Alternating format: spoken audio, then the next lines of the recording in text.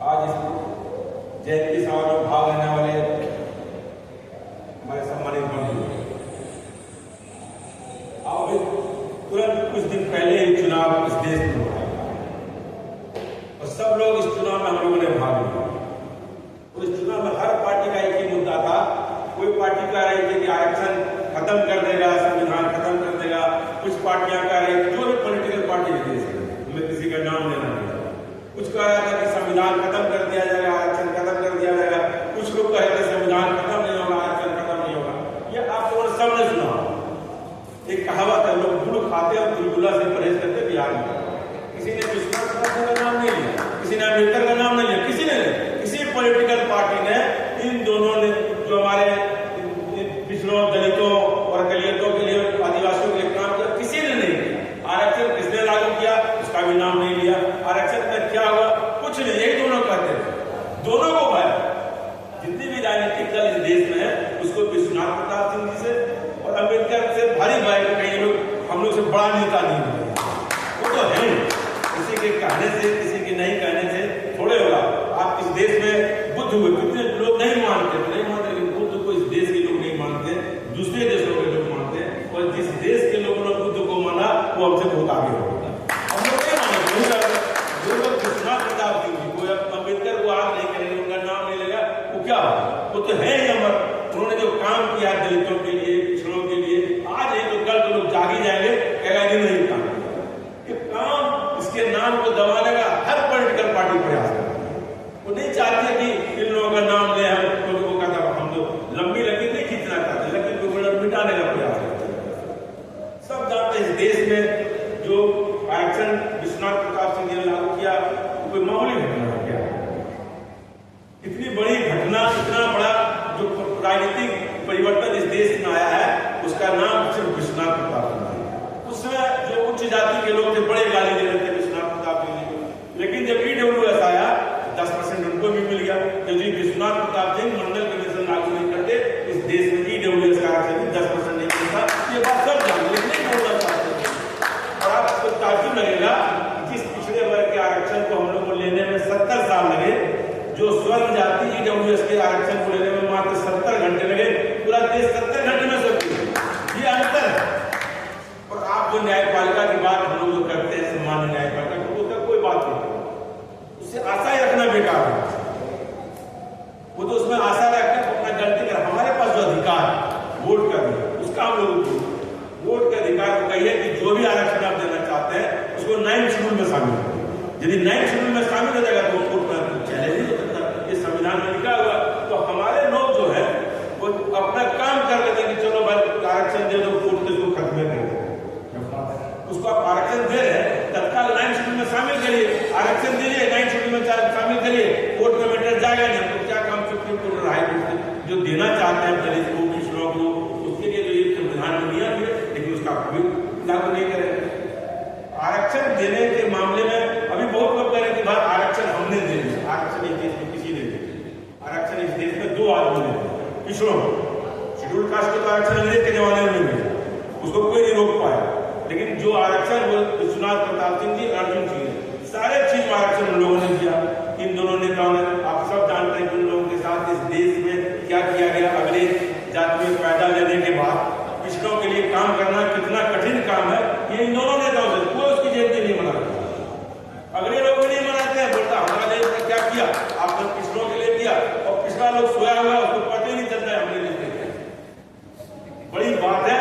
और जो आरक्षण विश्वनाथ प्रताप सिंह जी, अर्जुन सिंह जी द्वारा इस देश में दिया गया है, उसका कहाँ होगा?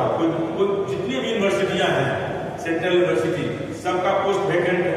कहते हैं आरक्षण लागू करेंगे। भाई जो बैकलॉग है इतने दिनों से, कब अर्जुन सिंह जी ने 2008 में आरक्षण लागू कर दिया शिक्षा में, कहाँ दिया आपने?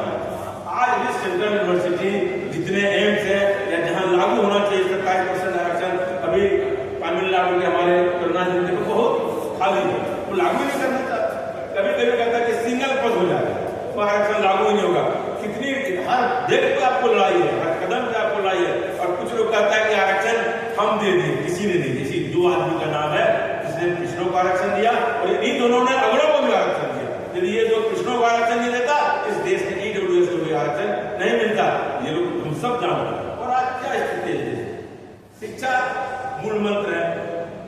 शिक्षा के किसी भी व्यक्ति का उत्थान नहीं हो सकता, प्रगति नहीं हो सकता। खासतौर पर दलित पिछड़ों का, इसके पास पूंजी इस देश में नहीं है, पूंजी दूसरों के पास है, वहाँ आप जा नहीं सकते।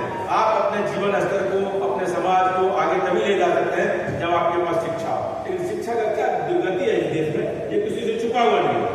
एक भी एग्जाम नहीं हो पाता, सारे एग्जाम का पेपर लीक, चाहे किसी का हो। ये जितनी भी राज्य सरकारें हैं, हम किसी दल का नाम ले रहे हैं, सबका पेपर लीक। क्या बात है, आप व्यापम घोटाला आपके यहाँ हो रहा है, आपके यहाँ नीट का लीक हो रहा है, सब चीज लीक ही लीक क्यों हो रहा है? उत्तर प्रदेश में लीक, बिहार में लीक, झारखंड में लीक, जितने मध्य प्रदेश में लीक, हम कोई सरकार का नाम नहीं कर रहे किसी, सब क्यों भाई? आप एक साधारण जो लाखों बच्चे इस देश के हैं, उसके भविष्य के साथ क्यों खिलवाड़ करना चाहते हैं? कि परीक्षा में सही तरीके से जो लोग है वो आए, तो नहीं है, नहीं आएगा। इसलिए आपको, हम लोग को, जनता को जागना पड़ेगा।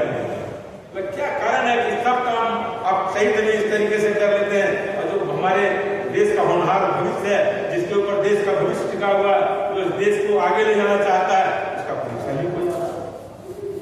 इसलिए आपको मजबूती से इन बातों को जनता के बीच ले जाना है।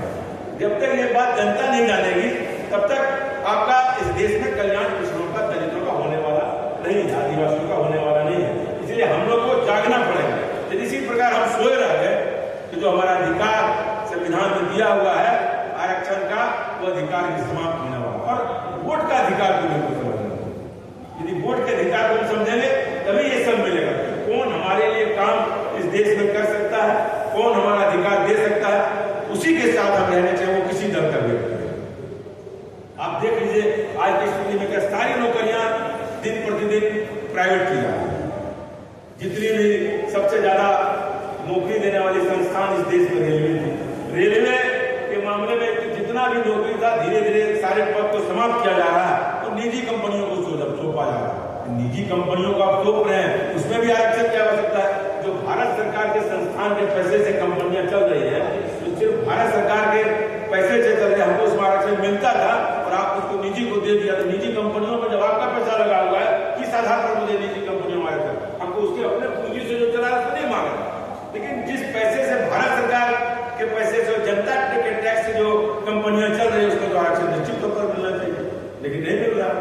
तो ये इस देश में साजिश के तहत आरक्षण को समाप्त करने का प्रयास किया जा रहा है। इसके लिए जागना पड़ेगा। विश्वनाथ प्रताप सिंह जी, अम्बेडकर जी और अर्जुन सिंह जी ने हम लोग को दिया है, उस चीज को तरीके से धीरे धीरे सुलोकपाइली के द्वारा आपका आरक्षण को इस देश में समाप्त किया जा रहा है और निजी कंपनियों को दिया जा रहा है। और शिक्षा, जो हम लोग के पिछड़ों, दलितों और हमारे आदिवासी भाइयों और दलितों का अधिकार था, उसको इतना महंगा कर दिया जा रहा है धीरे धीरे कि आपके इनके अप्रोच से बाहर जो यूनिवर्सिटियां, प्राइवेट यूनिवर्सिटियां खुल रही है इस देश में, क्या उसमें संभव है कि कोई पिछड़ा वर्ग का लड़का या लड़कियां या जो दलित, अकेलियत और आदिवासी के बच्चे पर उतना फीस इतना महंगा है, वो संभव ही नहीं। उसके अप्रोच से बाहर करने का प्रयास किया जा रहा है। गरीबों के अप्रोच से इस शिक्षा को दूर किया जा रहा है। हम लोग को तरीके से, आपको समझ में भी नहीं आएगा कि आप तो निजीकरण कर रहे हैं। अगर निजीकरण कर रहे हैं, अभी क्यों कर रहे हैं? जब शुरू में था उस जमाने में हमको आरक्षण है, तो उसमें कहाँ निजीकरण? उसमें IIT में पढ़ने में लगता था 10,000 रुपया, आज IIT में पढ़ने में लगता है 1 लाख। CIT में पढ़ने में उसमें बहुत कम फीस लगता था। धीरे धीरे जो सरकारी कॉलेज है, जो सरकारी यूनिवर्सिटियां हैं, उसका भी, मेडिकल कॉलेज, सबका फीस धीरे धीरे वृद्धि किया जा रहा है कि आपके अप्रोच से वो बाहर। ये सब चीजों को देखना पड़ेगा। ठीक है, हमारा कोई बच्चा, गरीब बच्चा, उस पढ़ने में तेज था, उसने कंप्लीट कर लिया, लेकिन उसके पिताजी माताजी की स्थिति नहीं कि साल में 1 लाख मिला। और जो स्कॉलरशिप था उसको भी धीरे धीरे खत्म किया जाए। अभी हम एक दिन पार्लियामेंट में पिछले सेशन में हम थे, बोला मैं हमने क्या वजीफा मिलता है यूनिवर्सिटी में, छात्रों को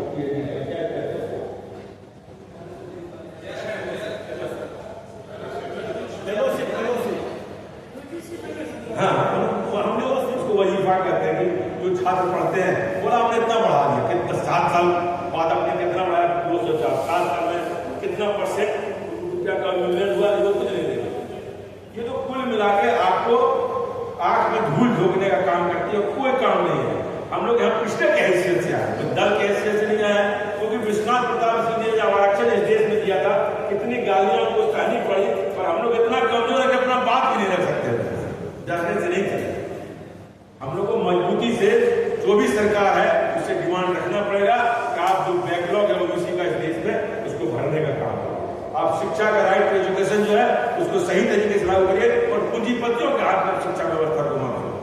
हमारी जो अस्पताल है इस देश में उसको आप उसको मत दीजिए। आप हम चाहते हैं कि आपको सरकारी अस्पताल में भेजिए, सरकार कहती है आयुष्मान कार्ड देंगे, हम कहते हैं कि आप हमारा उचित मूल्य दीजिए, कहता है कि नहीं देंगे। हम जब लोगों का विश्वास, जनता का विश्वास सरकारी अस्पताल पे है, सबसे ज्यादा लोग एम्स में क्यों जाते हैं?